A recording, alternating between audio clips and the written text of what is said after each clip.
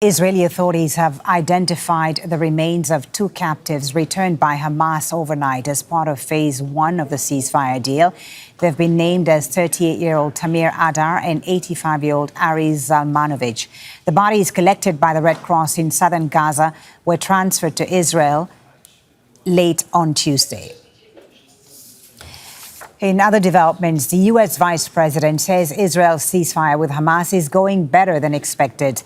Vance is in Israel along with Special Envoy Steve Witkoff and Senior Advisor Jared Kushner at a press briefing at a new U.S. Civil Military Coordination Center in southern Israel.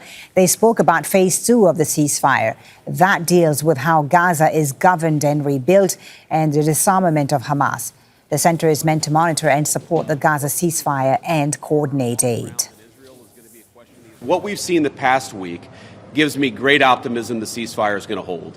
And if we get from where we were a week ago to a long-term, durable peace between Israel and Gaza, there are going to be hills and valleys. There are going to be moments where it looks like things aren't going particularly well. But given that, and given the history of conflict, I think that everybody should be proud of where we are today. Hamas has to comply with the deal, and if Hamas doesn't comply with the deal, very bad things are going to happen.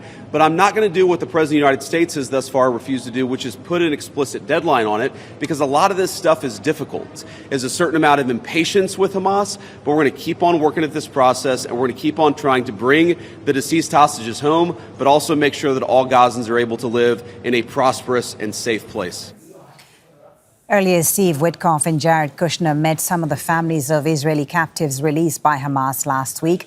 Phase one of the ceasefire deal requires Hamas to hand over 13 more bodies to Israel. Let's now bring in Hamda Salhout, who's in Amman, Jordan, for us. Hamda is there because Israel has banned Al Jazeera from reporting in Israel and the occupied West Bank.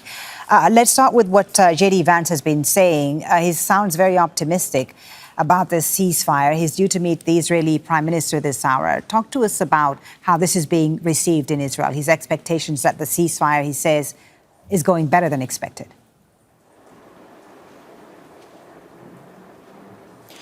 Well, there was a lot of concern among officials from Donald Trump's administration fearing that Benjamin Netanyahu was going to walk away from this deal altogether. There was that underlying concern that Israel would go back to full-scale fighting, and it's because of the internal quarreling within Netanyahu's coalition, those who want to go back to war, those who were against the ceasefire to begin with. But President Trump has said that there are nearly 60 countries who are guarantors and backers of this deal, so he does not want to see it fall through at all. J.D. Vance says that he's very optimistic. And look, that's because the Americans have sent quite a firm message that this ceasefire needs to stick, that there's a lot at stake. There are a lot of parties involved. So at this hour, J.D. Vance is going to be meeting with the Israeli Prime Minister. In the next hour, they are going to be having extended meetings. So it'll still be the American Vice President, the Israeli Prime Minister, but a larger meeting with their staff and their aides. And then at noon local time, J.D. Vance will meet with the Israeli President, Isaac Herzog. And so, Hamda, what remains the biggest concerns about whether the ceasefire can actually hold?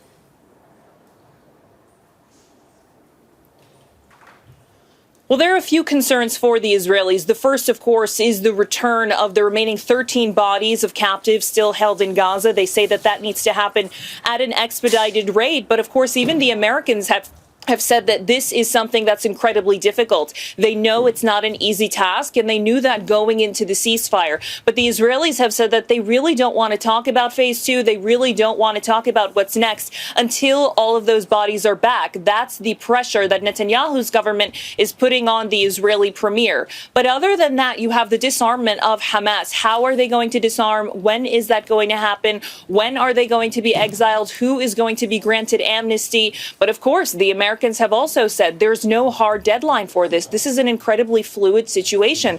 They're trying to usher Gaza into a post-war era. And now that they have this ceasefire headquarters in southern Israel, they're trying to keep tabs on everything in Gaza. They said that the location and proximity to the Gaza Strip will help them, of course, with all of these developments. But that is the main sticking point for Israel now after the remaining bodies of captives are released from Gaza. Hamda, thank you very much for that. Hamda Salhout live in Amman. Let's now discuss these latest developments with Mohannad Saloom, Assistant Professor in Critical Security Studies at the Doha Institute for Graduate Studies. Thank you so much for being with us, Mohannad.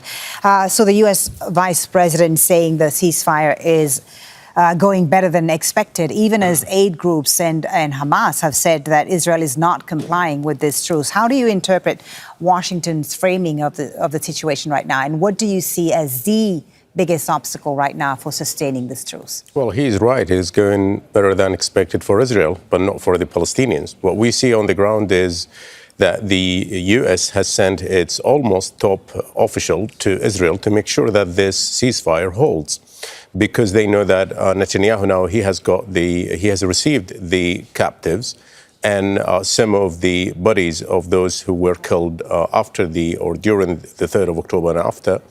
Now he might walk away from the agreement because there's so many things and so many excuses for him to take on. Now, how the U.S. is going to deal with this? The U.S., its credibility is on the line with this. If Netanyahu would leave this agreement and this ceasefire on the ground, and he would resume supposedly his military, he would finish the job basically. He wants to kill everybody remaining from Hamas, and that would lead to a military confrontation. This would put the U.S. credibility on the line. We're not talking about the U.S. Then there are more parties to this than the U.S. and Israel. We have also Turkey, we have Arab states. So they held their part of the bargain. Now it's the U.S.'s job. So what we see on the ground is basically Netanyahu trying to jockey around his way out of this agreement because he can make up some excuses. Hamas on the other side, and I think this is notable, they said that we are committed to this agreement. We are committed to returning all the captives, and they did, and we are committed to returning all the bodies. But technically, we need more time, and I think the U.S. expressed its understanding of this. Right. You mentioned Turkey and Qatar, who are obviously playing also a crucial role, a critical role as guarantors of this ceasefire. We have President Erdogan visiting Doha. How crucial is the coordination here, you think, between Turkey and Qatar? And how do you think Turkey and Qatar, can succeed in stabilizing this ceasefire?